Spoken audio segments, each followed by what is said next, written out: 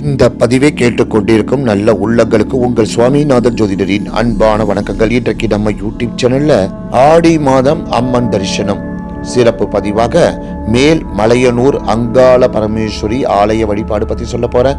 அதற்கு முன்னாடி நம்ம யூடியூப் சேனலை யாரெல்லாம் சப்ஸ்கிரைப் பண்ணுங்க, ஷேர் பண்ணுங்க, லைக் பண்ணுங்க. பதிவுக்குள்ள போயிடலாம். மேல் மலையனூரில் அம்மன் சுயம்பு மூர்த்தியாக தோன்றி இருக்கிறார்.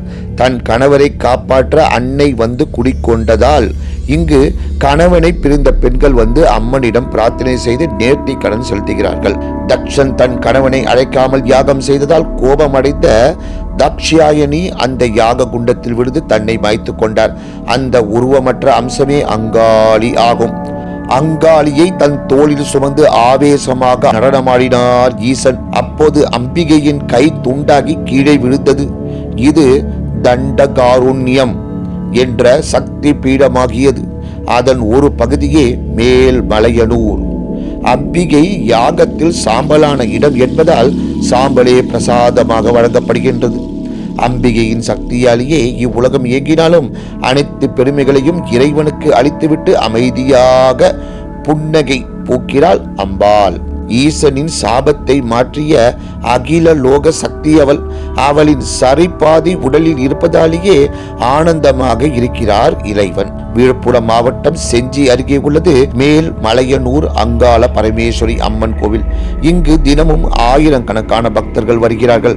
அமாவாசை, ஆடி, வெள்ளி மற்றும் ஞாயிற்றுக்கிழமைகளில் லட்சக்கணக்கான பக்தர்கள் கூடுகிறார்கள். மயானத்தில் ஈசனின் கபால திருவோட்டில் உணவிட்டு பிரம்மனின் தலையை அடித்த நிகழ்ச்சி மயான கொள்ளை என்று கொண்டாடப்படுகின்றது. புற்றில் இருந்து அம்மனை கொண்டாடிய மீனவ பரம்பரையினரே இன்று வரை பூஜைகள் செய்து வருகின்றனர். அம்மன் புற்று மணலால் சுயம்புவாக உருவாகியவள். 4 திருக்கரங்களுடன் இடது காலை மடித்து வலது காலை தொங்கவிட்டு பிரம்மனின் கபாலத்தை காலில் மிதித்தபடி வடக்கு நோக்கி அமர்ந்து அருள் பாலிக்கின்றாள். கோவிலுக்கு தெற்கே பெரிய உருவமாக மல்லாந்து படுத்த நிலையில் பெரியாயி காட்சி அளிக்கிறாள். அவளை வழிபடுபவர்களுக்கு தீய சக்திகள் தொல்லை தராது. இங்குள்ள 108 விநாயகர்களை தரிசித்தால் வாழ்வில் சகல நன்மைகளும் கிடைக்கும். தல விருட்சமாக வில்வ மரம் திகழ்கின்றது.